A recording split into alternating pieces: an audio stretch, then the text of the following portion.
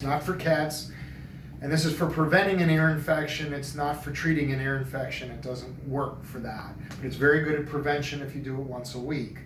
You go ahead and just get a piece of gauze. I like to use gauze. I fold it, and I take the Duoxo, I give it a good shake, and I saturate the piece of gauze with it. In other words, I put it on until it's basically dripping out the other side, okay? Then what I add to it is 91% isopropyl alcohol. I always do that second, and that way the alcohol is really dilute. But I want to have some alcohol on there because it will dry the ear like no other. It's a beautiful drying agent. But I always do it second. So I just go ahead and add it to it until it's dripping out the other side. And there we go. It's dripping out the other side, we're done. So you saw, compared to the amount of Duoxo, I'm not using that much alcohol, but I'm using just enough. It helps as the drying agent.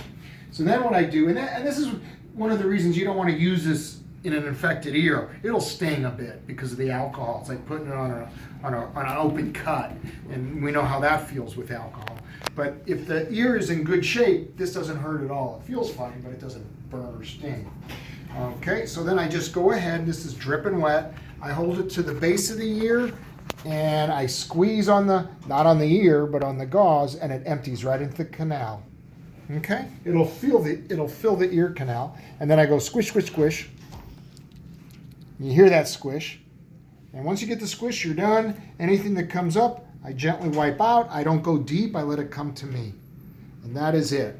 And yeah, you usually get something like this, and you don't get very much, and that's because a non-infected ear is very clean. It's a clean ear, but what you're doing is you're conditioning the ear canal. You're not wasting your time. This is causing the pH of the canal to be very alkaline, and the alcohol causes it to be dry. So if it's dry and it's alkaline, nothing wants to grow in there. So you're making it inhospitable to those things that cause infection. Okay, let's do the other ear.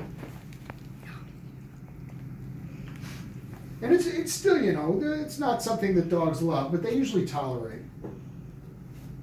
Could she sit up for us? Brandy. Because a dog's ear canal goes down, you want to go ahead and let gravity work for you. So we don't want to do this with her laying on her side. After you put it in, she can lay on her side. So once again, I've already saturated it with the Duoxo. I just add the alcohol. You can get this 91% isopropyl alcohol at any drugstore. Not rubbing alcohol and not 70%, 91%. There we go, add that to it. Boing. All right, it's dripping out the other side now. You can see that. Good, it's ready to go. Okay, all right. So the other ear, same way. Okay, and I hold it.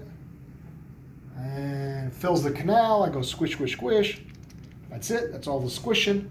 And then I wipe. And I'm done. And I don't keep wiping and wiping because that would be very irritating. I don't try to get all the debris out. Her ears will be bone dry in 20 minutes. And it's okay for her to shake, that's a good thing. Could you hold it for a second? One thing I do is if you don't do anything beyond this, they will be dry in 20 minutes. They will dry on their own.